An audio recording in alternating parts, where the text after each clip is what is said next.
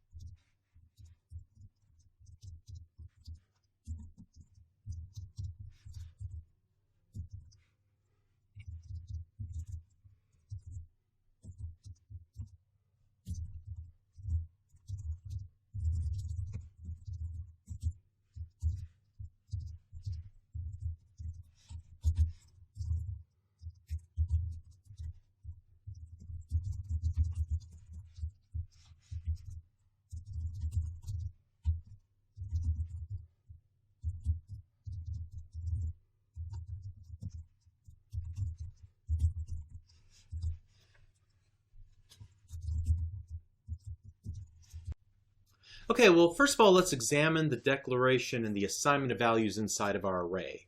First of all, you can see that here in line number 5 that we're defining an array of integers. The numbers in the parentheses are the bounds or the boundaries of the array. So in this example, there will be 5 values, starting with the number 0 and all the way through the number 4. So to access then an individual element of the array, you use the name of the array variable. So in this case, the word numbers that we declared here, and we'll use it throughout to access the individual items in the array. So we'll say number sub 0 equals, and we'll assign that to 4. Numbers element 2, so index 1 equals 8, and so on. So then in lines number 7 through 11, as you can see, we're setting the individual elements of the array to an integer value.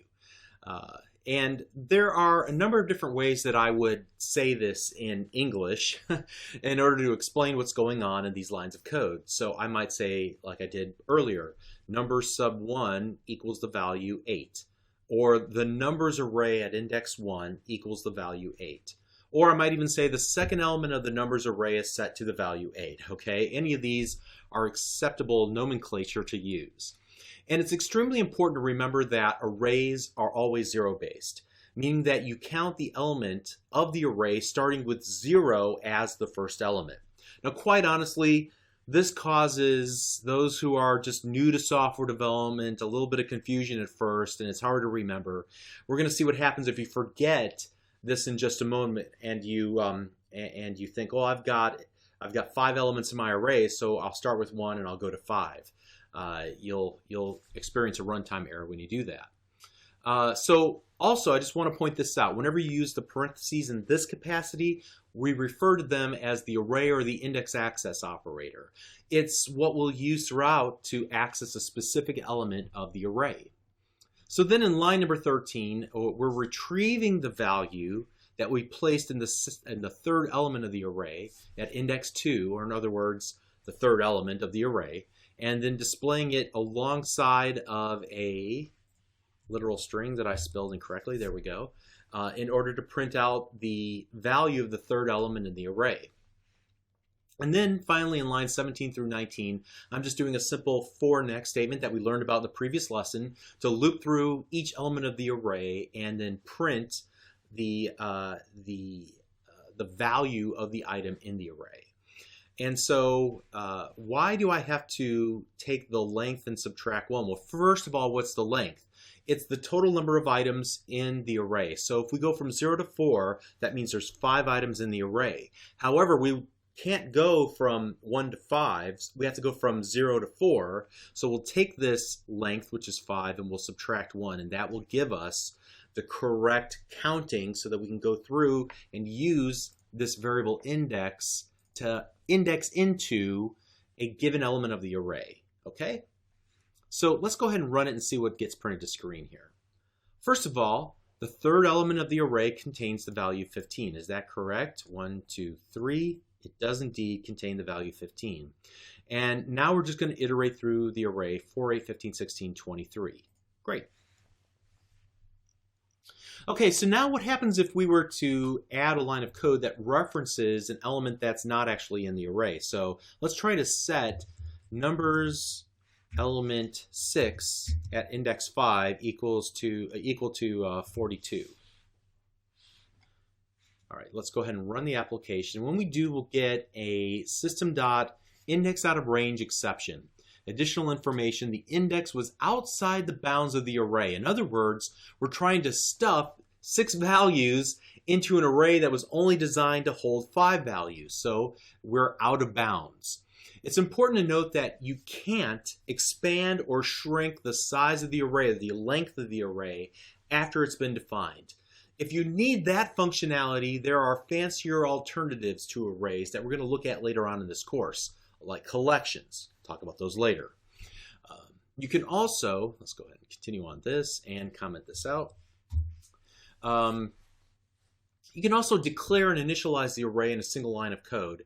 And so when you do that, we don't have to declare the number of items up front. Before I do that, let me show you one other shortcut we can take here that I didn't think to point out before. Instead of doing this, there's a new shorthand. You can just do that and it'll work just as well. Okay? You just have to remember that it's from 0 to 4, even if you only put the number 4 here. All right? All right, so let's comment that out. And we'll comment all of this out. And we'll take this more succinct syntax to do the following.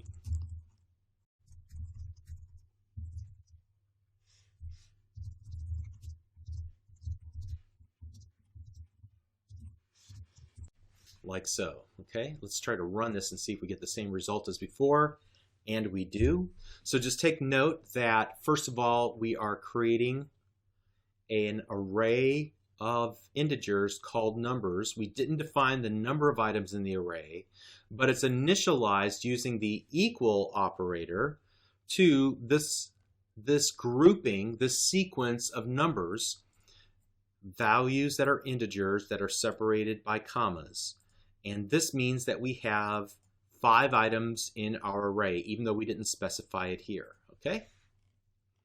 It's also important to know that you can create arrays that hold virtually any data type, not just integers. So just to prove that and to show you how this works, let's go ahead and comment out all of this. And I'll create another example right before the console.read line, like so. We'll use that new style here.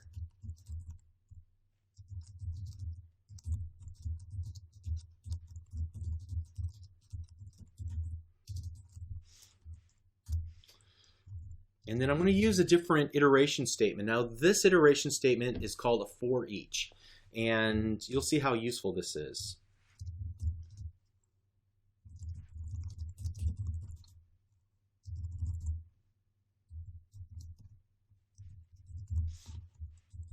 Okay, let's run the application and see it merely prints out each of the names in our array one line per item. How did this work? Because first of all, we created a new array of 4 items because we initialized our new names array to have these initialized string values. And we use the the for each item in the names array that we created. Take one item in the array, and we're going to create a variable called name as a string, and we're going to retrieve the first item into this name variable, and then we can use that in the body of the for each iteration statement to print it out to screen or do whatever we need to do with it. So for each name as string in names, we'll iterate through once for each item in the names array, and we'll merely print them to screen. Pretty neat, right? Okay, so let's comment this out, and we're going to do something even more interesting this time. So make sure you're following along.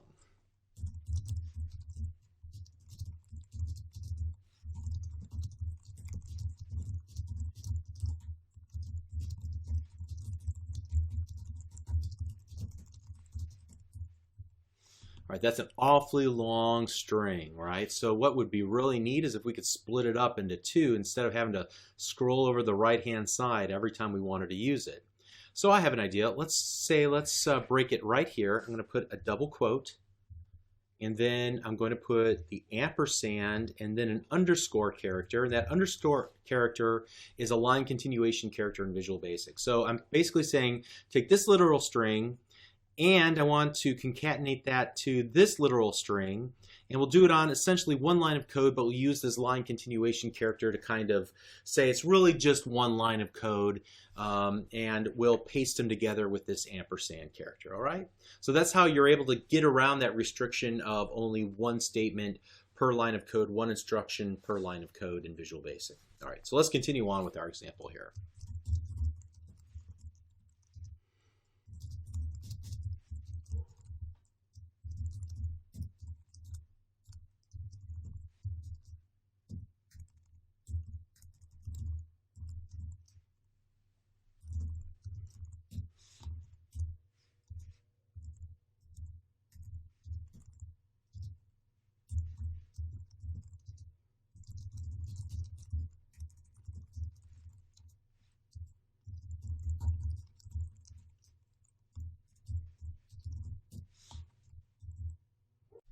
Okay, so let's take a look at what we've done here.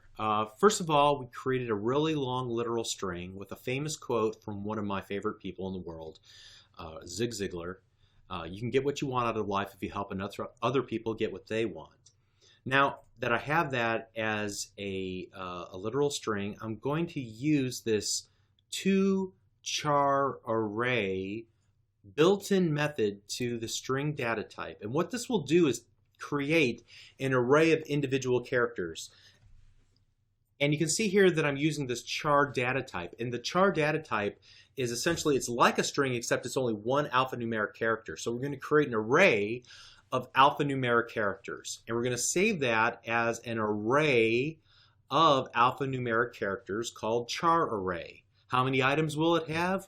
Well, we could count up each of these individual letters and spaces inside of this literal string, or we could just use the length property of the char array if we really wanted to know. But at any rate, what we're going to then do is use a built-in function of the array data type called reverse, and we're going to pass in our char array. So what do you think that'll do? Well, it's going to take our entire array of chars and reverse the order. So if you were the first in line, you're going to be the last in line. If you were the second in line, you'll be the second to last in line, and so on. So it reverses everything. So we'll essentially be going, looking at this string backwards, all right?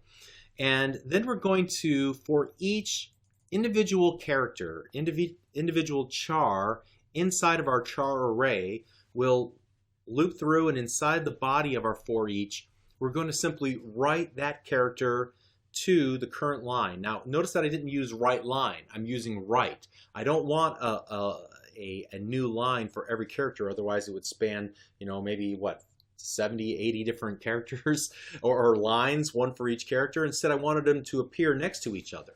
And so that's what the right method will do instead of the right line method.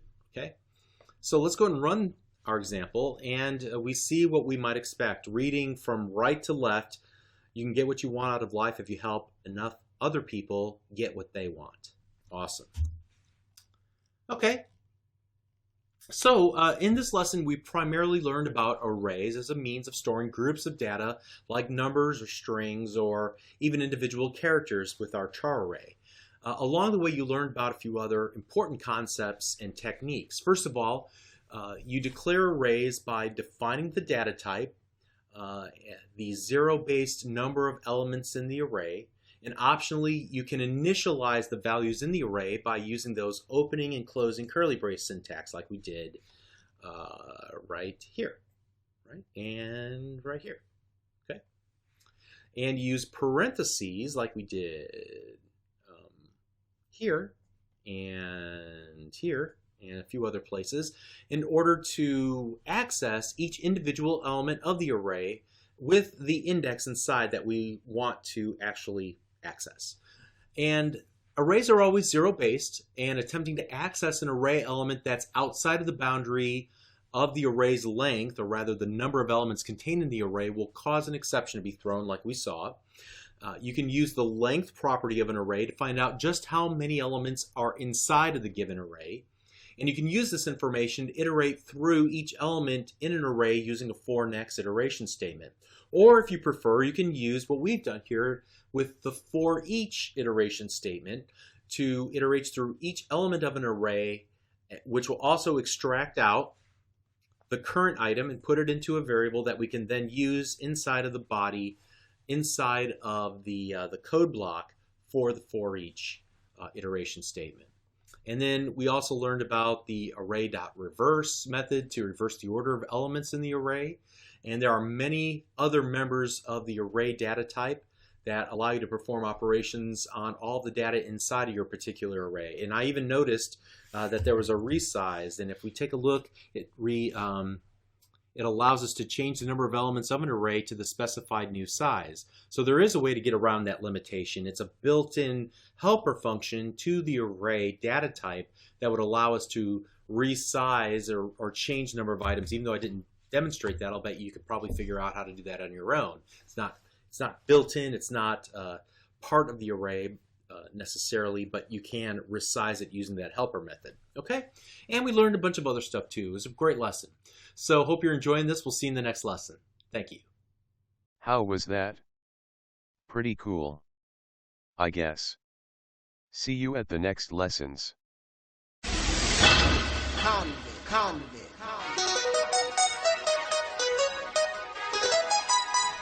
Cat the Luna and Akon.